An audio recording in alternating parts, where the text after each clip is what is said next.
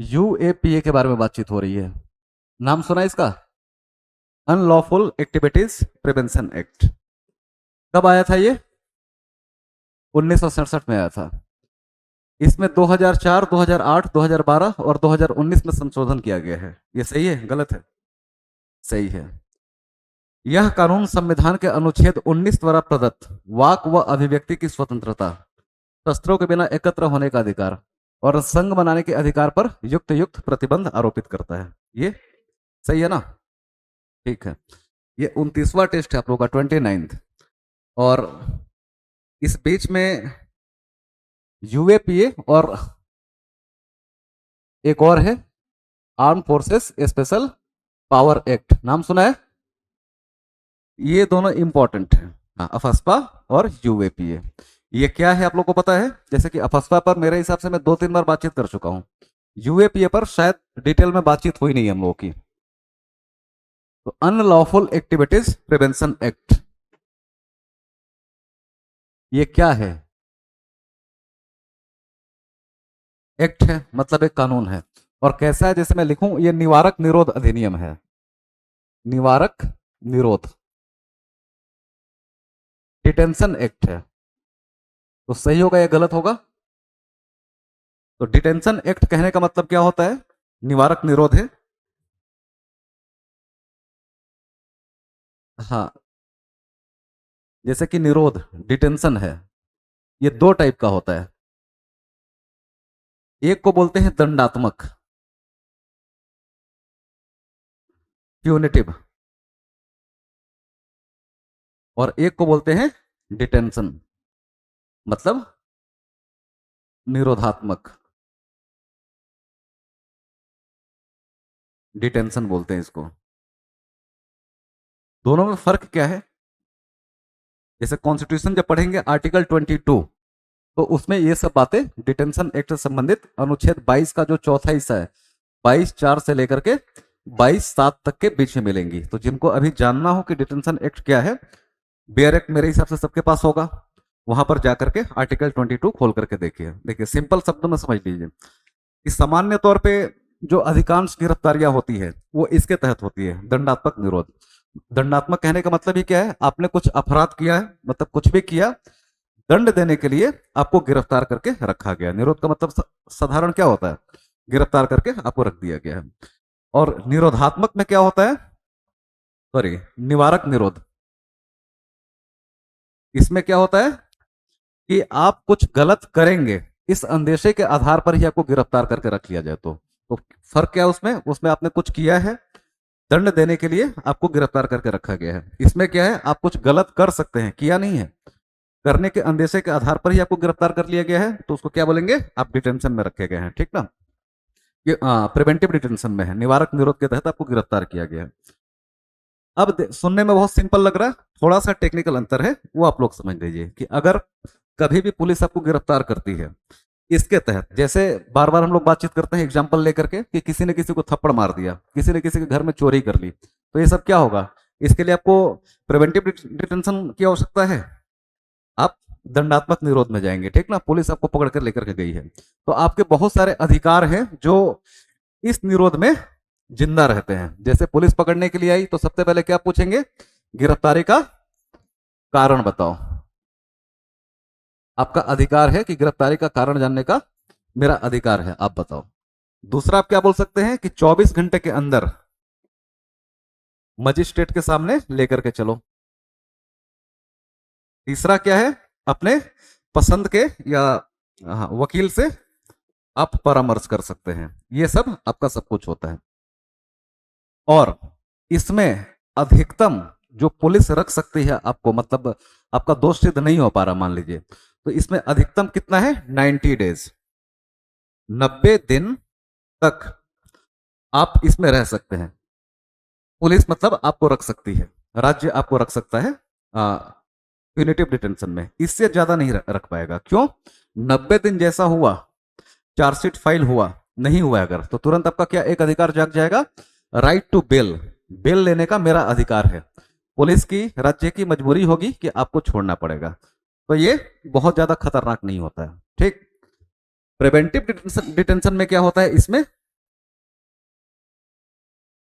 इसमें 6 महीने तक 6 मंथ्स, पहला आपने कुछ कुछ आपके पास नहीं रहेगा। पुलिस आई, आपको पकड़ी, उठा करके लेकर के गई, आपको पता चला कि यूएपीए के तहत मैं अरेस्ट हुआ हूं। कैसे पता चलेगा? जैसे आप बोलेंगे कि मुझे गिरफ्तारी का मेरा कारण बताओ, पुलिस मारेगी एक थप्पड़, ठीक ना। मतलब ऐसा सामान्य तौर पर नहीं होता है, पुलिस बोलेगी कि हम नहीं बताएंगे, क्योंकि साधारण अधिनियम के तहत आपकी गिरफ्तारी नहीं हुई है, विशेष अधिनियम है, प्रिवेंटिव डिटेंशन में आपको लेकर के आया गया है, और प्यार से समझा दिया जाएगा कि अगले 6 महीने तक बिना किसी रोक टोक के हम आपको अपने पास रखेंगे। आप बोलेंगे 24 घंटे के अंदर मजिस्ट्रेट के पास लेकर के नहीं जाओगे, बोलेंगे नहीं ले जाएंगे। वकील से नहीं मिलवाओगे, नहीं मिलवाओगे। बेल मेरे को कब मिलेगा? तो 6 महीने तक सोचना भी मत, ठीक। और 6 महीने तक अगर पुलिस किसी को पकड़ के रखती है, और गिरफ्तारी आपकी कैसी हुई है कि आपने कुछ ऐसा किया है या शक है कि आप शामिल रहे हैं या कर सकते हैं जो देश के लिए बहुत खतरनाक है, तो पुलिस आपसे प्यार से पेश आएगी या अच्छे से कुटाई करेगी। सामान्य तौर पे प्रिवेंटिव डिटेंशन से जो बाहर आते हैं, यूएपीए, टाडा, तो नहीं है टाडा, मतलब जिन पर भी ये लगता है, वो आकर के अपनी कहानियां बताते हैं कि क्या क्या हुआ था हमारे साथ में। 6 महीने तक पुलिस धूमधाम से कुटाई करती है, आपका सारा का सारा फंडामेंटल राइट्स, मतलब मान के चलिए प्रैक्टिकली देखे तो सस्पेंड ही रहता है, ठीक ना। और अगर गिरफ्तारी 6 महीने से आगे बढ़ानी हो तो, अगर आप दिन गिन रहे हैं कि जैसे 6 महीना होगा मुझे मेरा अधिकार मिल जाएगा बेल का और मैं जमानत ले लूंगा, बिल्कुल जरूरी नहीं है। अगर पुलिस को आपके डिटेंशन को और आगे बढ़ाना है तो क्या करना पड़ेगा? सिर्फ एक एडवाइजरी बोर्ड बनाना पड़ेगा, सलाहकारी एक बोर्ड बनाना पड़ेगा। बोर्ड के सामने 2-3 बातें उनको सिद्ध करनी है और फिर आपकी गिरफ्तारी और आगे बढ़ जाएगी, ठीक ना। तो ये खतरनाक होता है प्रिवेंटिव डिटेंशन एक्ट, कोई भी इसलिए। अब यूएपी हम लोग का क्या है? अब जैसे कोई कहेगा कि ये डिटेंशन एक्ट है, तो आप समझ जाएंगे ना कि ये साधारण कानून नहीं है। इसके तहत अगर आप गिरफ्तार होते हैं तो आपके बहुत से अधिकार सस्पेंड हो जाते हैं, ठीक। ये लाया गया था कब? 1967 में। और क्यों लाया गया था? देखिए, डिटेंशन एक्ट को आजादी के पहले, जैसे कि अंग्रेज भी थे, रॉलेट एक्ट का नाम आप लोगों ने सुना है? वो क्या था? एक डिटेंशन एक्ट ही था, नो वकील नो दलील, यही सब नारा दिया जाता था ना। इसमें आप लोगों ने देखा क्या है यूएपी में भी, कि आपको गिरफ्तार कर लिया गया है तो आपको अपने वकील से 6 महीने तक मिलने का अधिकार नहीं है, मजिस्ट्रेट के सामने पेश होने का अधिकार नहीं है, गिरफ्तारी का कारण जानने का अधिकार नहीं है, ठीक ना। तो ये कैसा कानून है? कुछ लोग कहते हैं कि ड्रैकोनियन है, मतलब बहुत खतरनाक है मानवता के हिसाब से, या एक लोकतांत्रिक देश में डिटेंटिव एक्ट की व्यवस्था नहीं होनी चाहिए, निवारक निरोध की।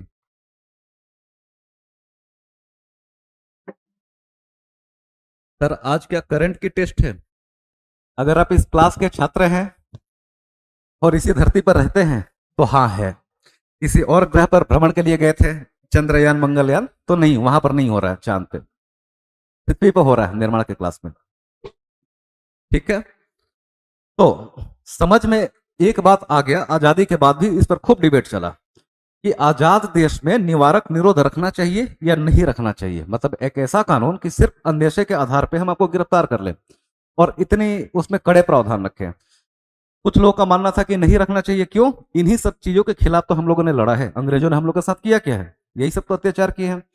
लेकिन 1950 आते आते नेहरू जी को समझ में आ गया कि बिना डिटेंशन एक्ट के हमारा काम चल ही नहीं पाएगा। क्यों? नया नया देश अभी बेचारा शैशव अवस्था में है, बन ही रहा है, अभी पूरी तरीके से संगठित भी नहीं हुआ है। तो देश में ऐसे बहुत सारे संगठन या लोग हो सकते हैं जो नए बनते हुए देश की एकता और अखंडता को नुकसान पहुंचा सकते हैं। उनसे डील करने के लिए कुछ स्पेशल कानून बनाना पड़ेगा। तो उन्होंने 1950 में एक एक्ट बनाया, 1950 में, उस पीडीए के नाम से फेमस हुआ, प्रिवेंटिव डिटेंशन एक्ट उसका नाम ही था, निवारक निरोध अधिनियम।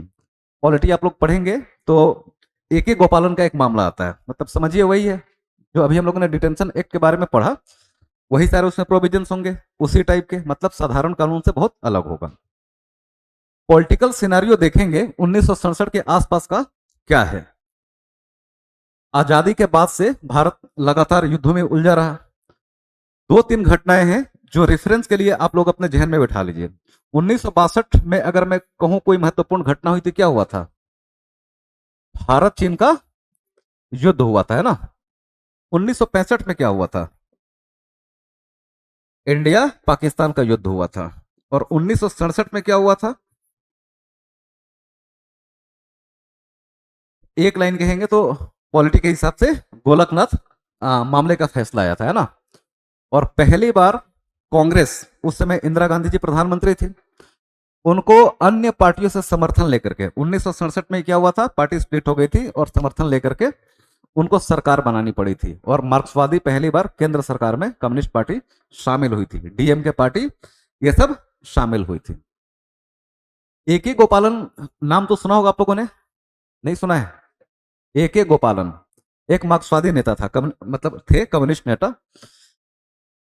नक्सली मूवमेंट तो 1967 शुरुआत हुआ, लेकिन उसी विचारधारा के थे, तो भारत सरकार ने उनको 1948 से ही गिरफ्तार करके रखा हुआ था, ठीक ना। और ऐसे नहीं कि वो बहुत दिग्गज आदमी थे, स्वतंत्रता सेनानी थे, लगातार कई बार वो एमपी रहे, ठीक। लेकिन उस समय की सरकार ने माना कि देश की एकता और अखंडता को आप नुकसान पहुंचा सकते हैं। तो जब कम्युनिस्टों ने सरकार को समर्थन दिया तो उनका एक शर्त था कि आप पीडीए को हटा दोगे, डिटेंशन एक्ट नहीं रहना चाहिए, ठीक। तो अगर राजनीतिक तौर पे कहे तो उस समय की सरकार की मजबूरी थी, तत्कालीन प्रधानमंत्री की, कि अगर कम्युनिस्ट पार्टी का समर्थन चाहिए, मुझे लेना है, तो इनका एक शर्त है कि 1950 के तहत जो पीडीए चला आ रहा है उसको आप खत्म कर दोगे। क्यों? नहीं नहीं, सिंपल डिटेंशन एक्ट है, ठीक ना। शक्तिशाली कमजोर का बात नहीं है, बता रहा हूं, वहीं तक तो जा रहे हैं ना, धैर्य रखिए थोड़ा सा। जब उन्होंने कहा कि आप हटाओगे, मतलब एक प्रैक्टिकल बातें हैं ये सब, जो उस समय के राजनीतिक विश्लेषक और राजनीति की बातें हैं, कि आप हटा दो। क्यों हटा दो? पीडीए के तहत सबसे ज्यादा गिरफ्तारी और पिटाई हमारे नेताओं की होती है, मार्क्सवादियों की होती है, ठीक ना।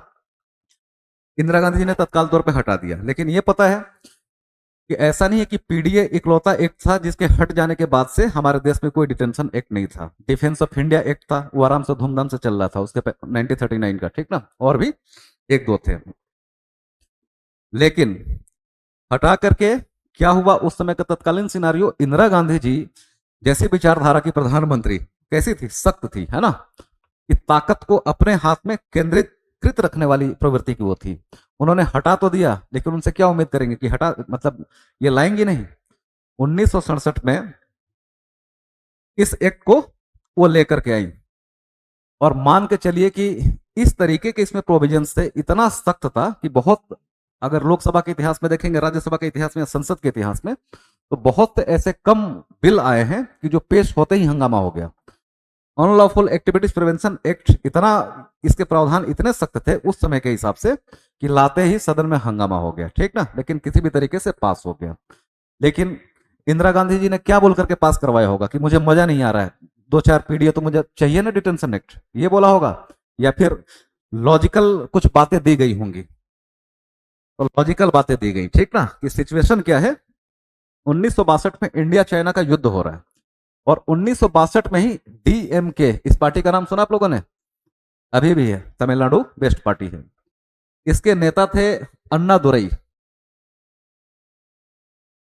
अच्छा, आजादी के पहले तमिलनाडु का नाम क्या था, या आजादी के बाद भी? आज जो तमिलनाडु पहले क्या कहते थे, उसको हम लोग मद्रास कहते थे। तो अन्ना दुरई जो थे ना, वहां के मुख्यमंत्री थे, और इन्होंने ही मद्रास राज्य से नाम बदल करके तमिलनाडु नाम रखा था, और बहुत दिग्गज नेता था साउथ के। 1962 में ये मांग पकड़ के बैठे हुए थे कि मुझे अलग तमिल राज्य चाहिए, मतलब राज्य नहीं, देश चाहिए। हम उस समय के मद्रास को या तमिलनाडु को आज के तोड़ करके अलग करके हम लोग अलग देश बनाएंगे, ठीक। लेकिन उसी समय भारत चीन का युद्ध शुरू हो गया, तो उन्होंने अपनी मांग वापस रख दी। लेकिन सरकार तक ये बात पहुंची ना, कि हमारे देश में कुछ लोग ऐसे हैं कि एक तरफ नॉर्थ में हम चाइना से युद्ध लड़ रहे हैं, और साउथ में बोल रहे कि हम अलग देश बनाएंगे। इसका मतलब क्या? सीधा देश की एकता और अखंडता को खतरा है, ठीक ना। ऐसे लोगों से निपटने के लिए, ऐसी संस्थाओं से निपटने के लिए कुछ कानून तो लेकर के आना पड़ेगा। तो एक उस समय 1964 में नेशनल इंटीग्रेशन काउंसिल, इसका नाम सुना है? नेशनल इंटीग्रेशन काउंसिल, ठीक ना। मतलब समझिए कि ऐसी परिषद है जो देश की एकता और अखंडता को कैसे बनाए रखा जा सकता है, कैसे बेहतर किया जा सकता है, क्या क्या उपाय किए जा सकते हैं, ये इनका काम है, ठीक ना। तो नेशनल इंटीग्रेशन काउंसिल को ये जिम्मेवारी दी गई कि आप इस पर विचार कीजिए कि देश की एकता और अखंडता, इंटीग्रिटी को कैसे बनाए रखा जाएगा। तो एनआईसी ने, नेशनल इंटीग्रेशन काउंसिल ने एक कमेटी बनाई, ठीक ना, समिति बनाई, और उन्होंने जांच करके सुझाव दिया, जिसके आधार पर 16वां संविधान संशोधन पास किया गया। और क्या कहा कि यूएपीए लेकर के आइए ऐसे लोगों को जो सीधा देश की एकता और अखंडता के लिए खतरा है, कंट्रोल करने के लिए अनलॉफुल एक्टिविटीज प्रिवेंशन एक्ट लेकर के आइए। 1967 में आ गया, ठीक ना। इन परिस्थितियों में लाया गया था। अब इसमें समस्या क्या है, वही है कि 6 महीने तक गिरफ्तार करके किसी को भी हम लोग रख लेंगे, राज्य रख लेगा, और आपके लगभग सारे अधिकार वो सीमित रहेंगे। अभी जो वर्तमान स्थिति है, जो डाटा है, कि पुलिस अगर 100 लोगों को पकड़ती है तो 2 साल बाद, जैसे कि मान लीजिए कि 6 महीने सामान्य तौर पे किसी को आप जेल में ले जाकर के रख दीजिए, पकड़ कर रख लीजिए, उसके बारे में कुछ खबर नहीं, तो समाज में क्या मानसिकता, धारणा क्या बनने लगती है कि अपराधी होगा, आतंकवादी होगा, तभी तो पुलिस ने पकड़ कर रखा हुआ है, उसको 6 महीने और बढ़ा दिए, 6 महीने और बढ़ा दिए। कई मामले ऐसे हुए कि जहां 10-10 साल तक यूएपीए के तहत लोग गिरफ्तार रहे, और 10 साल बाद जाकर के कोर्ट ने बोला है कि नहीं, इनके खिलाफ कोई ऐसा एविडेंस नहीं है कि आतंकवादी है, उनको छोड़ दिया गया। तो उसके जीवन पर क्या प्रभाव पड़ेगा, बर्बाद हो गया ना। छवि छोड़िए, 10 साल बाद अगर बाहर आ रहे हैं, आपके पास बचा क्या है, ठीक ना, कुछ भी नहीं बचा है। 6 महीने ही, साल भर ही, 2 साल ही अगर आप जेल में चले गए हैं, वो भी आतंकवादी हैं, आप आतंकवादी गतिविधियों में सम्मिलित हैं, इस आरोप के साथ में बेशक आप निर्दोष साबित होकर के बाहर आ जाए, समाज में तो आलोचना का शिकार आपको होना ही पड़ेगा। आप किसी भी संस्था में, सामान्य तौर पर सरकारी, प्राइवेट, कहीं भी आप जाए आप नौकरी के लिए, और किसी को आपका पास पता चल जाए, ये पता हो कि निर्दोष साबित हुआ है, लेकिन फिर भी सामान्य तौर पे नौकरी देने से वो बचेंगे, तो बहुत समस्याएं आ जाती है। अब समस्या ये है कि इसका फेल्योर रेट 72% है, कि पुलिस अगर 100 मामले दर्ज करती है तो 72 मामले गलत निकलते हैं, कि नहीं, इसमें कोई सबूत नहीं है। मतलब 10 लोगों को पकड़ा है तो 7.2 लोग, 7 लोग निर्दोष साबित हो जा रहे हैं। तो जो मानवाधिकार संगठन या जो लोकतांत्रिक संस्थाएं हैं, वो एक कहती है कि पुलिस इसका देश की एकता और अखंडता, या राज्य, पुलिस राज्य का हिस्सा है ना, करने के बजाय इसका मिसयूज करती है, किसी को भी उठा करके पकड़ लिया। जैसे कि अब ये मैं बिल्कुल नहीं कहूंगा, जो मीडिया से मुझे जानकारी प्राप्त हुई और जितना मैंने अखबारों में पढ़ा है उसके हिसाब से, जो जब कोविड का पीरियड चल रहा था तो यूपी में एक डॉक्टर थे, उन्होंने ऑक्सीजन की सप्लाई को लेकर के कुछ पब्लिक स्टेटमेंट दे दिया। कोविड के टाइम में डॉक्टर कपिल खान उनका नाम था, कहीं का भी हो, सिर्फ एग्जाम्पल के लिए, रेफरेंस के लिए दे रहा हूं। उन्होंने आकर के एक पब्लिक स्टेटमेंट दे दिया कि हम तो अपनी पूरी कोशिश कर रहे हैं, लेकिन हमारे पास ऑक्सीजन की सप्लाई नहीं है। सरकार एक तरफ कर रही है कि नहीं, हमारे सप्लाई साइड से कोई दिक्कत नहीं है, और दूसरी तरफ एक सरकारी कर्मचारी कह रहा है कि नहीं, सप्लाई साइड से दिक्कत है। इस आधार पे उसको यूएपीए के तहत अरेस्ट कर लिया गया। तो सही या गलत है?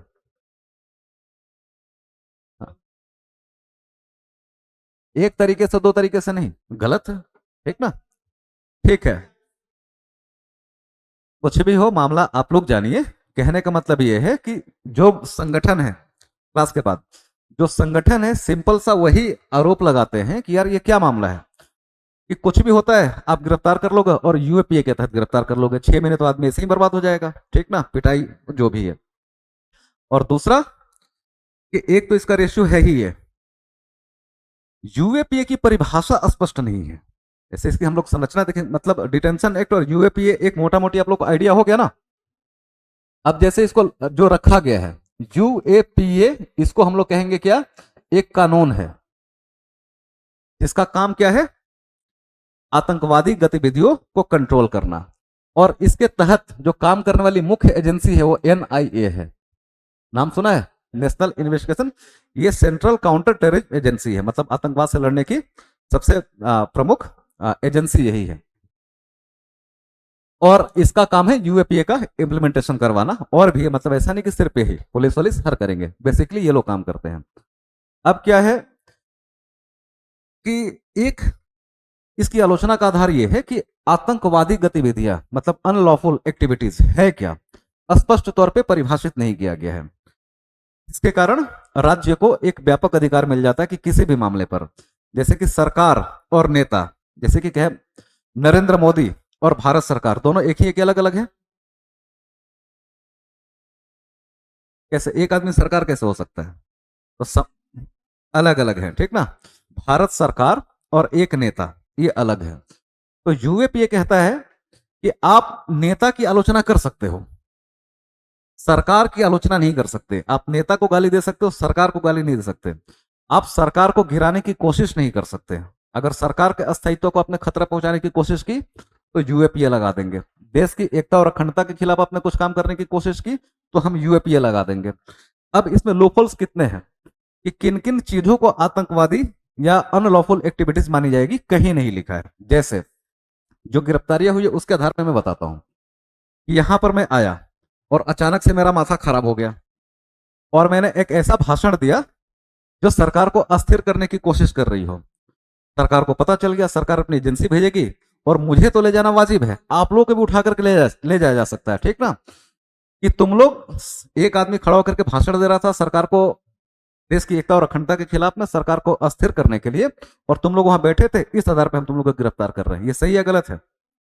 आप रास्ते में कहीं जा रहे हैं, जैसे आमतौर पर देखते हैं ना मुखर्जी ने पर्चे बटते रहते हैं, कुछ भी किसी ने 3-4 पर्चों के बीच में रख करके एक मॉइस्ट लिटरेचर थमा दिया, ठीक ना, नक्सली से संबंधित या फिर सिमी, अलकायदा, लश्कर तैयबा, कुछ भी आपने पढ़ा भी नहीं है, लेकर के जा रहे, किसने फोन कर दिया कि इसके हाथ में ना ये किताब एक पड़ा हुआ है, ये पंपलेट पड़ा हुआ है। पुलिस उस उधार पर भी आपको, आधार पर भी उठा के ले जा सकती है कि तुम्हारे पास एक ऐसा साहित्य मिला है जो देश की और एकता और अखंडता को नुकसान पहुंचाने वाले तत्वों से संबंधित है, ठीक ना। इसके अलावा मेरा मन किया कभी शरारत करने का, तो आपके घर पे, पते पे मैंने डाक भेज दिया, उसमें 2-4 नक्सली साहित्य भेज दिए, एक कोई पेन ड्राइव भेज दिया और झूठ मूठ क्या कुछ भी बोल दिया कि भाई यहाँ मीटिंग है, आ जाना, आज दिल्ली सरकार को, भारत सरकार को हम लोग गिराने वाले हैं। और फिर मैं ही पुलिस को फोन कर दूं कि उसके घर पर जाके छापा मारो, वो तो अनलॉफुल एक्टिविटीज कर रही है। तो पुलिस के लिए पर्याप्त आधार है कि आपको उठा के लेके चला जाए, ठीक ना। तो क्या सही है गलत है?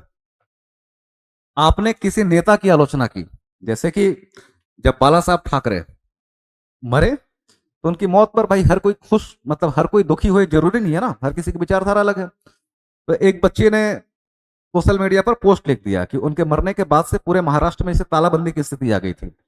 ये गलत है, ऐसा नहीं होना चाहिए, ठीक ना। और उसकी एक दोस्त ने लाइक कर दिया उसके पोस्ट को, पुलिस आई, दोनों को उठा ले गई। तो ये यूज है या मिसयूज है? तो इस आधार, हाँ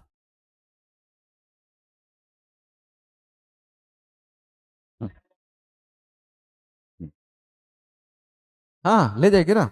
तो बात यही है ना कि इसका दायरा इतना है कि सरकार की, आप किसी नेता की आलोचना करें, जैसे एग्जांपल के हम नरेंद्र मोदी की आलोचना कर रहे हैं, ठीक ना। अब एजेंसी जो है उसको लग गई कि नहीं, आप सरकार की आलोचना कर रहे हो, सरकार को गिराने की कोशिश कर रहे हो, आपको उसको उठा के लेकर चले जाएंगे। तो इसकी परिभाषा स्पष्ट नहीं है कि किस संगठन को हम आतंकवादी संगठन कहेंगे और किस व्यक्ति को हम आतंकवादी कहेंगे, ठीक। अब आप आतंकवादी है या नहीं है, ये तो साबित होना चाहिए। जो नेचुरल जस्टिस का प्रोसीजर है, प्राकृतिक न्याय का जो सिद्धांत होता है कि हाँ भाई कोर्ट में आइए, पक्ष और विपक्ष की बातें सुने और उसके बाद से आपको डिक्लेयर किया जाए कि आप आतंकवादी संगठन है या आतंकवादी व्यक्ति है।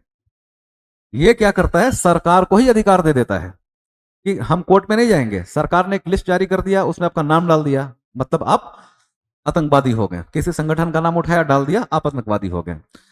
इसके खिलाफ आप अपील कर सकते हैं, सरकार के पास ही अपील कर सकते हैं कि भाई हमारा ये डॉक्यूमेंट देखो, हमारा ये चीज देखो, हम आतंकवादी नहीं है। तो जिस एजेंसी ने आपको आतंकवादी घोषित किया है उसी एजेंसी के पास आपको अपील करना है। तो इन सब चीजों के आधार पर आलोचना की जाती है कि सरकार को ये बहुत ज्यादा अधिकार दे देती है किसी को भी, मतलब यूज कहने के लिए तो देश की एकता और अखंडता के लिए, और सामान्य तौर पे हम मान के चलेंगे इसका इस्तेमाल भी उसी तरीके से होता है, लेकिन जो कन्विक्शन का रेट है वो बहुत कम है। 10 में से सिर्फ 3 लोग ही दोषी साबित हो पाते हैं, ठीक। तो इन आधारों पे इसकी आलोचना की जाती है। तो एक्चुअली ये मेंस में भी देना था, और लेकिन 2 ही क्वेश्चन अभी हम लोग पर बात कर पाएंगे इसलिए नहीं हो पाया। तो मान के चलिए कि अगले हफ्ते या फिर कभी ये टॉपिक शामिल होगा, ठीक ना, यूएपीए पे। तो एक मोटा मोटी आइडिया हो गया और यूएपीए करता क्या है, जैसे कि 1967 में जब लाया गया तो अनुच्छेद 19(1) जानते हैं आप लोग, ये स्वतंत्रता से संबंधित है। इसमें बहुत सारी स्वतंत्रताएं हैं, जैसे कि अनुच्छेद 19(1)(a) में विचार और अभिव्यक्ति की स्वतंत्रता है, आप खुल करके अपने विचारों की अभिव्यक्ति कर सकते हैं। अनुच्छेद 19(1)(b), इसमें क्या है, अनुच्छेद 19(1)(b) में क्या है, आप शांतिपूर्ण तरीके से बिना हथियार के सभा या सम्मेलन कर सकते हैं। अनुच्छेद 19(1)(c), इसमें क्या है, आप चाहें तो अपनी रुचि का संस्था, संगठन या कोऑपरेटिव सोसाइटी बना सकते हैं। तो यूएपीए क्या करता है, आपके इन्हीं अधिकारों को सीमित कर देता है। अगर आपके बोलने से सरकार या देश की एकता और अखंडता को नुकसान होता है तो आपका अनुच्छेद 19(1)(a) गया, ठीक ना। अगर आपके सम्मेलन करने से देश की एकता, अखंडता, सरकार के अस्तित्व को खतरा होता है तो आपका अनुच्छेद 19(1)(b) गया। आपने संगठन बनाया है, सरकार को ऐसा लगा कि आतंकवादी संगठन या जैसा भी अनलॉफुल एक्टिविटीज गतिविधि में शामिल है तो आपका ये भी गया। और ये होते ही आपका क्या हो जाएगा, आप हो जाएंगे अरेस्ट। अरेस्ट हो जाएंगे तो अनुच्छेद 19(1)(d) में जो है right to free movement across the country, jail में है तो घूम पाएंगे क्या, गए। अनुच्छेद 19(1)(e) में है कि देश के किसी भी भाग में बसने की स्वतंत्रता है कुछ सीमाओं के साथ में। एफ में है कोई भी व्यापार, व्यवसाय, पेशा आप अपना सकते हैं, ये तो आपका पूरा गया। इसके अलावा जो आपका अनुच्छेद 21 है, right to life and personal liberty, personal liberty रहा आपका, आप जेल में हैं तो आपकी व्यक्तिगत स्वतंत्रता समाप्त हो गई, ठीक ना। तो इन अधिकारों को वो सीमित करता है। और किन, हाँ, विचार एवं अभिव्यक्ति, प्रेस क्या है,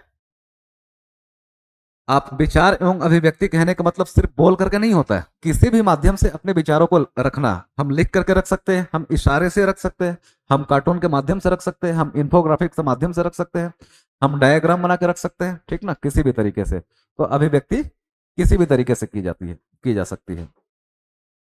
अच्छा, कोई बता सकता है कि इन अधिकारों पर सीमाएं क्या है, अनुच्छेद 19(1)(a) जो है उस पर सीमा क्या क्या है।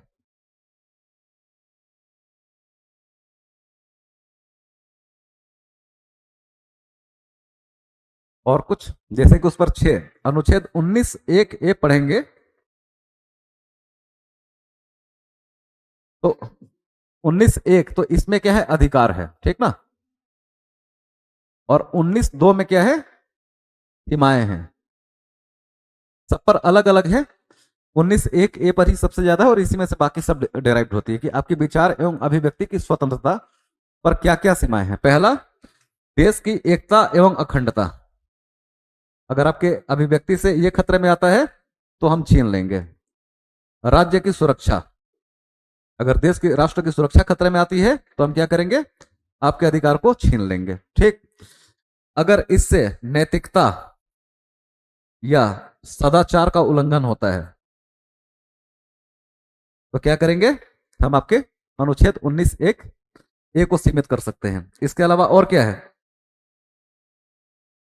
नैतिकता, सदा, आपके बोलने से अगर विदेशी राज्यों से हमारा संबंध, विदेशी राज्यों से मैत्रीपूर्ण संबंध खराब हो तो हम रोक सकते हैं। जैसे कैसे, मान लीजिए कि सरकार बहुत कोशिश करके बदमाश देश पाकिस्तान को अपने पक्ष में लेकर के है किसी मुद्दे पर, आप खड़े होकर के गाली देने लगे रोज रोज पाकिस्तान को, तो इससे क्या होगा,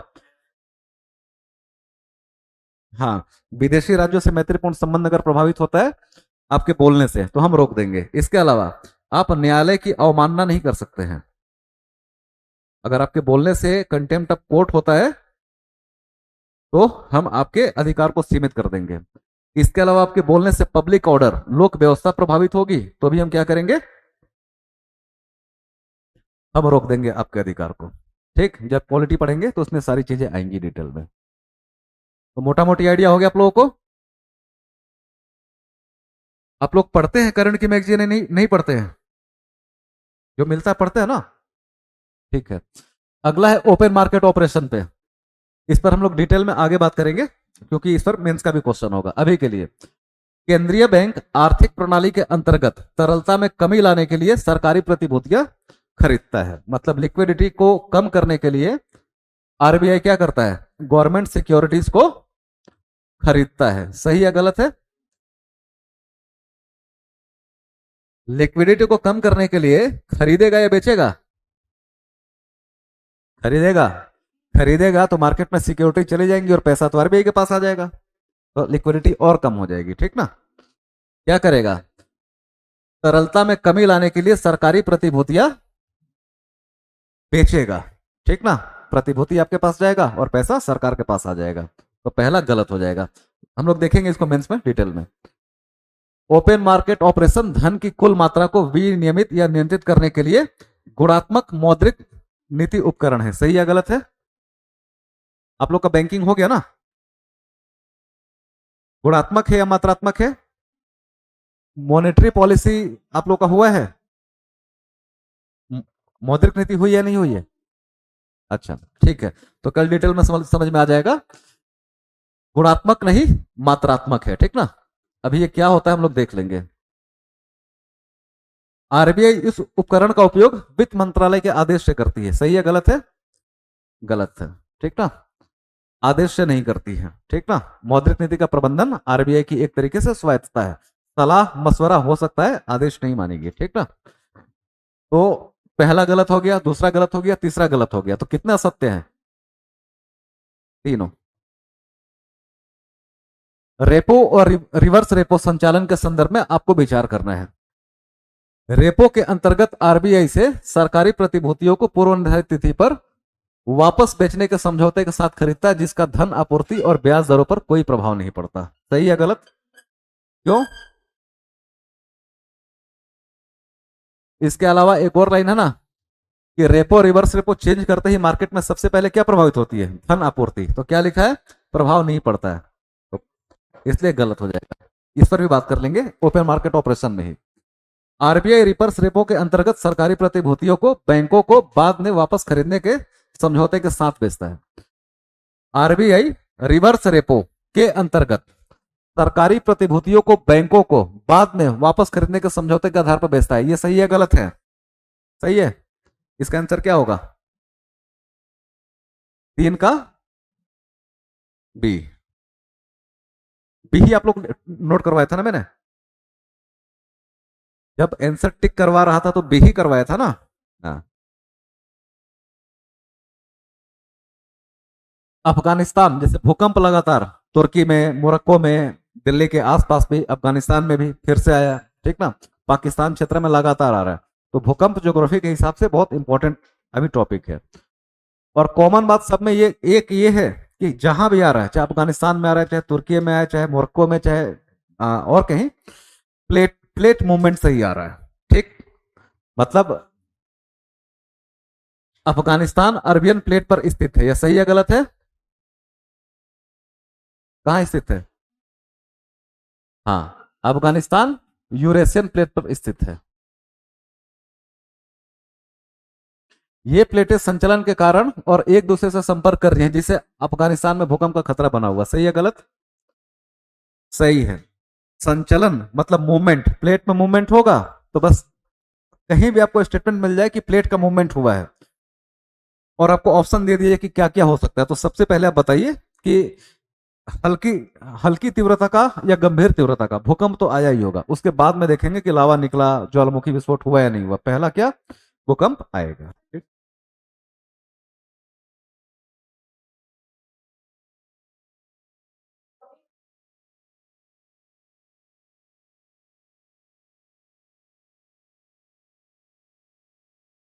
पहला फैक्चुअल है, दूसरा कॉन्सेप्चुअल है, ठीक ना।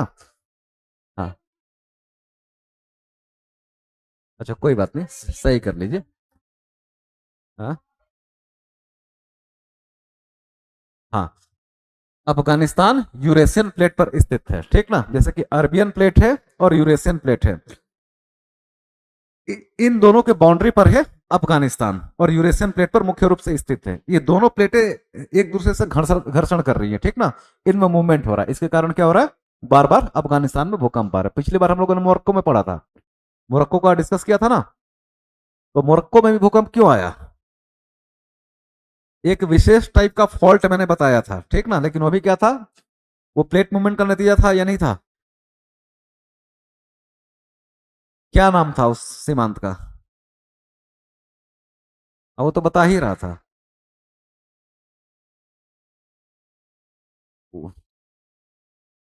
हाँ, ऊपर नीचे दाएं बाएं वो सब ठीक है। प्लेट बाउंड्री का नाम तो बताइए। अच्छा ठीक है, देख लीजिएगा। कितने कथन सही है? केवल दो।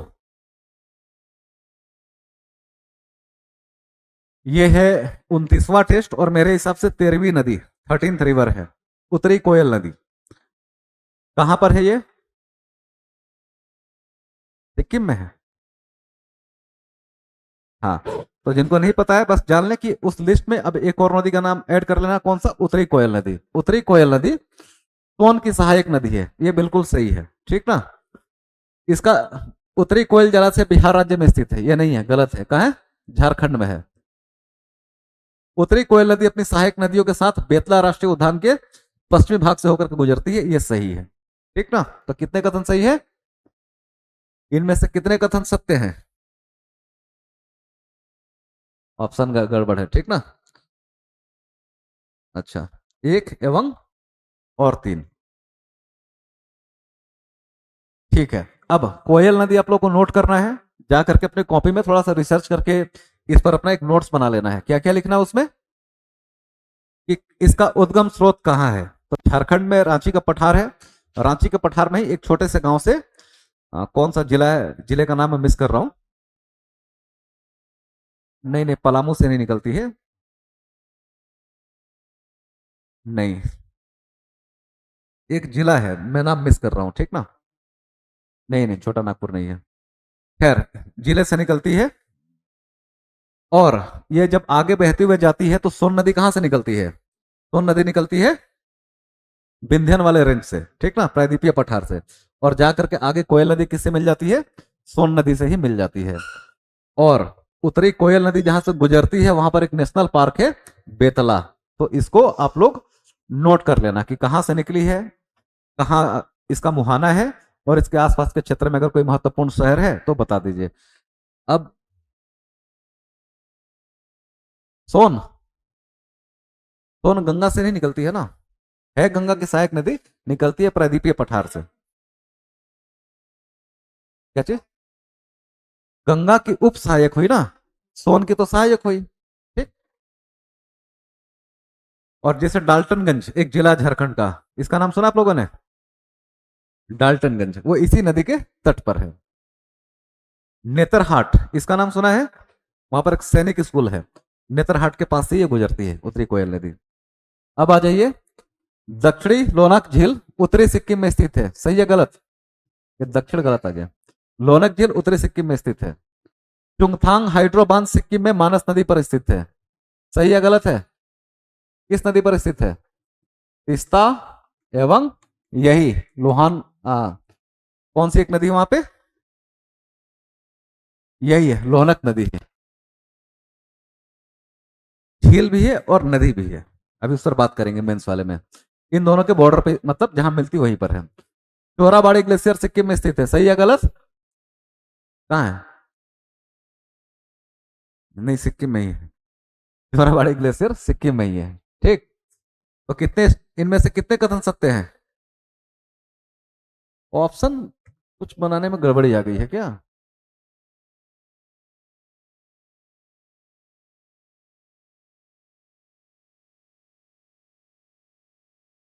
अच्छा सॉरी, ये पहला भी गलत है। लोनक झील दो है, उत्तरी लोनक झील और दक्षिणी लोनक झील, ठीक। तो उत्तरी लोनक झील उत्तरी सिक्किम में स्थित है, इसलिए गलत है। चुंगथांग हाइड्रो बांध मानस नदी पर नहीं है, तीस्ता और लोनक नदी के संगम पर स्थित है। चोराबाड़ी ग्लासियर का है, सिक्किम में स्थित है। इनमें से कितने कथन सत्य हैं? तो केवल एक सत्य है। ग्लोफ, इसका नाम सुना है? Glacial lake outburst flood. Detail में हम लोग मेंस वाले सेगमेंट में बात करेंगे इस पर। ग्लोफ एक अचानक तथा संभावित रूप से विनाशकारी बाढ़ है जो ग्लेशियर अथवा मोरेन के पीछे एकत्रित जल के तेजी से छोड़े जाने के कारण होती है, सही है गलत? हिमालयी क्षेत्र अपने ऊंचे पहाड़ों के साथ विशेष रूप से ग्लोब के प्रति संवेदनशील है, सही है गलत? ग्लोब कई कारणों से शुरू हो सकता है जिसमें भूकंप, अत्यधिक वर्षा, बर्फीले हिमस्खलन ये शामिल है, सही है गलत? सही है। तो सभी तीन, इस पर हम लोग बात करते हैं। मूंगा चट्टान और कोरल रीफ, जैसे मूंगा चट्टान मैंने जानबूझ करके डाला है, क्यों? कोरल रीफ को हम लोग मूंगा चट्टान भी बोलते हैं। तो कोरल रीफ पर मेरे हिसाब से 2-3 बार बातचीत हो चुकी है। तो सिंपल सा जानने के लिए कि कितने लोग कनेक्ट कर पा रहे हैं, तो वही है। यहाँ का जो मूंगा चट्टान लिखा है मतलब कोरल रीफ की हम लोग बातचीत कर रहे हैं। पिछले वीक भी शायद था, तो डिटेल में नहीं रोकेंगे। विश्व की अधिकांश मूंगा चट्टाने या कोरल उष्ण कटिबंधीय जल में स्थित है। सही है गलत? सही है ना? बात हुआ था ना पिछले वीक में कि थोड़ा सा स्वच्छ, छिछला और गर्म तापमान वाला क्षेत्र चाहिए, वो उष्ण कटिबंध में ही मिलेगा, इसलिए सही है। एक फैक्ट है, 28 डिग्री नॉर्थ से 28 डिग्री साउथ के बीच में सामान्य तौर पे कोरल पाए जाते हैं। विषुवत रेखा से 28 डिग्री उत्तर और 28 डिग्री दक्षिण में। विश्व की 1/3 से अधिक मूंगा चट्टाने ऑस्ट्रेलिया, इंडोनेशिया और फिलिस्तीन के क्षेत्र में। सही है गलत है? सही है। मूंगा चट्टाने उष्ण कटिबंधीय वर्षा वनों की तुलना में कहीं अधिक संख्या में पशु फाइला, एनिमल फाइला की मेजबानी करती है। सिर्फ भाषा लक्ष्यदार है, इसका मतलब पूछा गया है कि जैव विविधता यहाँ पर ज्यादा होती है। सही है गलत? सही है। तो इसका भी सभी 3। भूमध्य सागर निम्नलिखित में से किस देश की सीमा है? मतलब भूमध्य सागर की सीमा 3 और 4। हाँ ठीक है। पूछा गया है कि किन की सीमा है, तो जॉर्डन और इराक से इसकी सीमा नहीं लगती है। देश याद है आप लोग कितने देशों से? कि 21 देशों से भूमध्य सागर की सीमा लगती है। तो जब मैपिंग होगा तो उसमें डिटेल में होगा। अभी जहां से रेफरेंस है सिर्फ हम लोग वहां से देख लेते हैं कि ये अगर भूमध्य सागर है तो इसके एक तरफ क्या है? यूरोप है, एक तरफ अफ्रीका है और एक तरफ एशिया है। तो आज आप लोग का जो क्वेश्चन है ये पूछा गया कि एशिया के कितने देशों से इसकी सीमा लगती है, ठीक ना? तो इजराइल का नाम सुना है ना? इजराइल को अगर शॉर्ट में लिखना हो तो क्या लिखेंगे? आई से लिखा जा सकता है ना, मतलब याद करने के लिए। तो आई से क्या हो जाएगा? इजराइल हो जाएगा। एस से क्या हो जाएगा? सीरिया हो जाएगा। एल से क्या हो जाएगा? लेबनान हो जाएगा। तो इधर साइड से, एशिया के साइड से ये इन्हीं 3 देशों की सीमा लगती है। तो दिमाग में बैठा लीजिए क्योंकि सबसे ज्यादा कंफ्यूजन यहीं से होता है। ISL, ठीक? मतलब इजराइल, सीरिया और लेबनान। तो लेबनान और सीरिया है तो उसकी सीमा लगेगी, जॉर्डन और इराक की नहीं लगेगी, ठीक ना? अब I for किसी ने इराक समझ लिया तो गलत करेगा, ठीक? तो हाँ, इजराइल, सीरिया और लेबनान।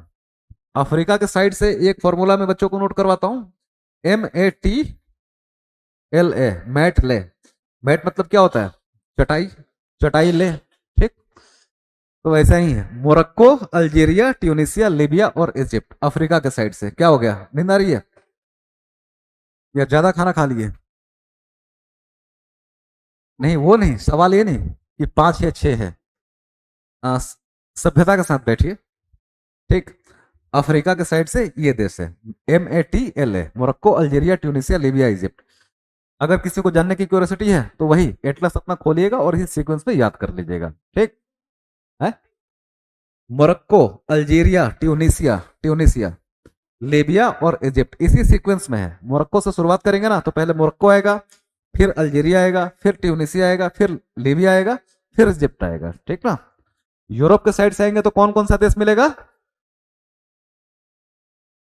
सबसे पहले स्पेन मिलेगा, ठीक? इमेजिन अगर आप लोग करेंगे तो मोरक्को के जस्ट ऊपर क्या है? जिब्राल्टर जल संधि है। जिब्राल्टर जल संधि पार करते कहां पहुंच जाएंगे? स्पेन पहुंच जाएंगे। और स्पेन से राइट साइड में हम लोग घूमेंगे क्लॉकवाइज में, तो स्पेन के बाद से आएगा फ्रांस, फ्रांस के बाद से याद करने के लिए इटली, इसके बाद से 2 छोटे छोटे देश हैं, मोनाको और माल्टा, ठीक? इटली के बाद से क्या बोलते हैं, नहीं वैसे नहीं जाना ना, सीक्वेंस में जाना है। स्पेन, फ्रांस, इटली, माल्टा, मोनाको, ऊपर एक देश है स्लोवेनिया, ठीक ना? स्लोवेनिया, उसके नीचे क्रोएशिया, उसके नीचे बोस्निया हर्जेगोविना, और फिर आगे जब बढ़ेंगे तो हम लोग को मिलेगा ग्रीस। ग्रीस के बाद से जब हम लोग आगे बढ़ेंगे तो हम लोग को मिलेगा इजिप्ट या तुर्की, ठीक? और फिर और एक देश साइप्रस। ये यूरोप के साइड से लगने वाले देश है। तो अभी आप लोग कम से कम 2 तो जहन में बैठा ही लीजिए कि एशिया के साइड से कौन कौन से देश हैं और अफ्रीका के साइड से कौन कौन से देश हैं, बाकी मैपिंग होगा तो आप लोग का तुर्की, तुर्कीये और साइप्रस, तुर्कीये और साइप्रस, ठीक ना। साइप्रस एक छोटा सा देश है, मतलब स्पेन से आप लोग घूमते हुए आएंगे ना इसी सीक्वेंस में, तो यही आपको देश सारे मिलेंगे। साइप्रस के बाद आ जाएंगे तो आईएसएल मिलेगा, इजराइल सीरिया और इजराइल सीरिया और लेबनान, और फिर इजिप्ट, और होते हुए आप चले जाएंगे जिब्राल्टर तक। सी क्रोएशिया, क्रोएशिया। एटलस ये सिर्फ समझाने के लिए है कि क्लॉकवाइज, जैसे कि मेरे सामने कुछ भी एटलस मैप नहीं है, याद करने का वो इमेजिन होता है, तो वैसे ही इमेजिन करना है। मैप देखें तो कम से कम भूमध्य सागर का मैप आज आप लोग कोशिश करें कि दिमाग में बैठ जाए, बाकी आगे बार बार चीजें रिपीट होंगी। अगला है कि इनमें से कौन सा युग्म जो है वह हिंद महासागर रिम एसोसिएशन का सदस्य नहीं है। हिंद महासागर रिम एसोसिएशन क्या है? ये संगठन है, और मेरे हिसाब से 11वां या 12वां संगठन है जो आप लोग को करना है। क्वाड, ऑकस, G20, नेटो, ये सारा का सारा, SCO, सार्क, बिम्स्टेक, इन सब पे बातचीत हो चुकी है। तो जिसने अगर नोट्स बनाया होगा, ब्रिक्स तक पे बात हो चुकी है। तो अब अगला संगठन आया है हिंद महासागर रिम एसोसिएशन। इस पर भी आप लोग को वैसे ही नोट्स बना लेना है। इसकी स्थापना कब हुई थी? 1997 में, ठीक ना। 1996, सॉरी, देख लेते हैं क्या चीज, फैक्ट मिस हो जाता है। मार्च 1995 में इसकी स्थापना हुई थी, ठीक ना। 1995 में इसकी स्थापना हुई, और स्थापना के बाद से आप लोग को क्या सिखाया जाता है कि स्थापना हो गई, किस उद्देश्य के साथ की गई है, ठीक ना। इसका उद्देश्य क्या है, तो एक लाइन में आप लोग को लिखना है सस्टेनेबल एंड, मतलब संतुलित एवं सतत विकास को इंडियन ओशियन के रीजन में प्रमोट करना है। क्या करना है? संतुलित एवं सतत विकास को प्रमोट करना है। कहां पर? हिंद महासागर के क्षेत्र में। यहीं से निकल जाएगा कि अगर उद्देश्य यह है कि सस्टेनेबल एंड बैलेंस ग्रोथ को प्रमोट करना है, डेवलपमेंट को, तो क्या क्या किया जाना चाहिए इसके लिए, ठीक। क्योंकि हिंद महासागर से संबंधित और किसी भी महासागर से संबंधित उसका जो सराउंडिंग कंट्रीज होती है, किसी भी मुद्दे पर वो डायलॉग करती हैं, तो उनका एक पहला जो कंसर्न होता है वो समुद्री सुरक्षा को लेकर के होता है ना, मैरीटाइम सिक्योरिटी बोलते हैं। तो यहीं से क्या क्या निकल जाएगा इसके उद्देश्य से, कि समुद्री सुरक्षा को प्रमोट करना है। समुद्री सुरक्षा को हम लोग प्रमोट करेंगे तो इससे क्या होगा? व्यापार एवं निवेश उस क्षेत्र में प्रमोट होगा।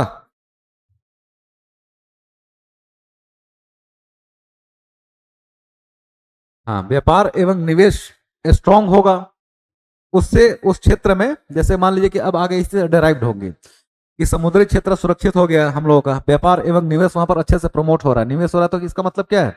उस क्षेत्र का जो भी चीज है वहां पर डेवलपमेंट हो रहा है, इससे पर्यटन को बढ़ावा मिलेगा। तो टूरिज्म को, पर्यटन को प्रमोट करना भी इनका एक उद्देश्य है। अब काम की बात कर लेंगे तो समुद्री क्षेत्र है, महासागरीय क्षेत्र है। हाँ, एक जो है पहले नोट कर लीजिए, मछली फिशरीज को, मछली पालन को प्रमोट करना है। इसके अलावा और आपस में ये एक अंतर सरकारी संगठन है, तो जो विभिन्न देश है वो आपस में शैक्षणिक, मतलब एडुकेशनल एवं आर्थिक सहयोग के लिए रिसर्च एंड डेवलपमेंट अपना जो जो भी होगा उसको प्रमोट करेंगे। समुद्री सुरक्षा हो गया, व्यापार एवं निवेश हो गया, पर्यटन हो गया, मछली पालन हो गया। इसके अलावा एक पॉइंट इसमें और है कि इस क्षेत्र में, नहीं जो पहले लिखा है हम लोग वही पढ़ेंगे, कि इन्होंने IORA का जो ऑफिशियल वेबसाइट खोलेंगे उस पर जो लिखा है पहले हम वही जानेंगे, ठीक ना। तो इस क्षेत्र में डिजास्टर रिस्क को बढ़ाना है या कम करना है? कम करना है। तो इन 6 मुद्दों पर इनका ओवरऑल लक्ष्य क्या है कि हम क्षेत्र में संतुलित एवं सतत विकास को प्रमोट करेंगे, और उसके लिए हम लोग को क्या करना पड़ेगा? इन 5-6 चीजों पर काम करना पड़ेगा। कि समुद्री सुरक्षा को प्रमोट करते हैं, उससे हमारा व्यापार एवं निवेश बढ़ेगा, उससे उस क्षेत्र में पर्यटन बढ़ेगा, उससे मछली पालन हम लोग बढ़ा सकते हैं, जो ब्लू इकोनॉमी की बात कर रहे थे, ठीक ना। शैक्षणिक और आर्थिक सहयोग करेंगे, कुछ रिसर्च कर रहे हैं तो छुपा के मत रखो, एक दूसरे को ये करो। और डिजास्टर रिस्क यहाँ पर जो भी है उन सब पे हम लोग काम करेंगे, ये इसका उद्देश्य है, ठीक। इसी फॉर्मेट में आप लोग को नोट कर लेना है। और इससे अब भारत को फायदा क्या होगा, देखिए इसका अच्छा बात यह है ना कि पाकिस्तान इसमें मेंबर नहीं है, और पाकिस्तान जहां जहां मेंबर होता है क्या करता है, हमेशा भारत का विरोध करता है। पाकिस्तान के विरोध के कारण ही सार्क हम लोग का लगभग वो बंद होने के कगार पे आ चुका है। तो इसके अलावा पाकिस्तान किसका अच्छा दोस्त है अभी, तो अभी समय में चीन में, उसके बेल्ट ऑफ और रोड इनिशिएटिव जो है इस पर भी लगातार हम लोग की बातचीत होती आ रही है, ठीक ना। तो इन सारी चीज तमाम चीजों को लेकर के भारत फायदे की स्थिति में, ठीक है। कि इसमें टोटल 23 देश हैं, 23 कंट्रीज हैं, 23 है ना, कितने, हाँ 23 सदस्य हैं, और 11 इसके डायलॉग पार्टनर्स हैं। कि बिम्स्टेक के जो मेंबर्स हैं वो लगभग सारे के सारे इसमें हैं। क्वाड एक संगठन बना है, उसके मेंबर्स वो भी इसी क्षेत्र के सहयोग, सुरक्षा और इन्हीं सब चीजों को लेकर के बना हुआ है। तो हर जगह भारत क्या हो रहा है, विश्व के अन्य देशों के साथ इस मंच को भी चीन और पाकिस्तान की जो दोगली नीतियां होती हैं उनके खिलाफ अपनी स्थिति को मजबूत करने के लिए कर सकता है, ठीक ना। बेल्ट एंड रोड इनिशिएटिव उसको काउंटर करने में ये मंच भी महत्वपूर्ण भूमिका निभा सकता है। तो इस पर आप लोग पढ़ करके एक अगला हेडिंग बनाएंगे, इसका महत्व क्या है भारत के लिए और विश्व के स्तर पे, ठीक ना। जैसे कि आपसे पूछा जाएगा क्या महत्व है इस मंच का, तो ये 23 देशों का प्रतिनिधित्व करता है, और 23 देश ये पूरे विश्व की आबादी का 1/3 है, मतलब विश्व की 1/3 33% जनसंख्या का को ये रिप्रेजेंट करता है। टोटल ऑयल ट्रेड का लगभग 80% को ये रिप्रेजेंट करता है। ये सब चीजें विश्व के संदर्भ में, और भारत के संदर्भ में उसी तरीके से सोचना है कि पहले भू रणनीतिक, तो यहाँ पर चीन और पाकिस्तान की बात कर लेंगे। अर्थव्यवस्था, आर्थिक स्तर पर हम लोग को क्या फायदा होगा, अंतर्राष्ट्रीय संबंधों के मजबूतीकरण में क्या फायदा होगा, ठीक ना। इस तरीके से बना करके कर लेना है। अब एक ये ऐसा कभी भी क्वेश्चन है तो उसको देख करके घबराना नहीं होता, एक स्मार्ट गेस करेंगे। ये बिल्कुल जरूरी नहीं कि हर बार आपका गेस सही है, लेकिन कम से कम आपको गेस लगाने का लॉजिक आना चाहिए। कि अगर बात की जा रही है इंडियन ओशियन की, तो सामान्य तौर पे इसमें जो भी ग्रुप है उसमें कुछ ऐसे देश आपको नजर आएंगे जो सुने हुए हैं, जो अपने आसपास के क्षेत्र के हैं, तो इंडियन ओशियन के होंगे, और जिनका कोई लेना देना सामान्य तौर पर नहीं है इस क्षेत्र से, वो उसके सदस्य नहीं होंगे, ठीक। एक्सेप्शन हर जगह होते हैं, जैसे कि ऑस्ट्रेलिया, बांग्लादेश, कोमोरस और फ्रांस। क्या जी, ऑस्ट्रेलिया तो है ना इंडियन ओशियन का इस साइड में स्थित है, बांग्लादेश भी बॉर्डर शेयर करता है, कोमोरस ये भी ऑस्ट्रेलिया के पास में है तो ये भी शेयर करता है, फ्रांस दूर है, इंडियन ओशियन से सीधा इसका लेना देना नहीं है, लेकिन यही एक्सेप्शन है, ये शामिल है, तो ये युग्म हम लोग का सही है। उसके बाद से भारत, इंडोनेशिया, ईरान तथा केनिया। भारत भी, इंडियन ओशियन तो भारत का नाम पे ही है, इंडोनेशिया का भी बॉर्डर शेयर होता है, ईरान का भी बॉर्डर शेयर होता है, और केनिया अफ्रीकी देश है इसका भी बॉर्डर शेयर होता है, तो ये भी है। मेडागास्कर, मलेशिया, मालदीव और मॉरिशस ये सारे के सारे इंडियन ओशियन में ही स्थित है। रूस, तुर्की, यूनाइटेड किंगडम और संयुक्त राज्य अमेरिका, इसमें ऐसे देश दिख रहे हैं जिनका सीधा सीधा इंडियन ओशियन से पूरे ग्रुप का ही कोई लेना देना नहीं है, ठीक ना। तो हम लोग का गलत क्या हो जाएगा, मतलब कौन सदस्य नहीं है, तो यही वाला ग्रुप नहीं है, रूस नहीं है, तुर्की नहीं है, यूके नहीं है, संयुक्त राज्य अमेरिका नहीं है, ठीक। तो एक इस तरीके से हम लोग गेस कर सकते हैं।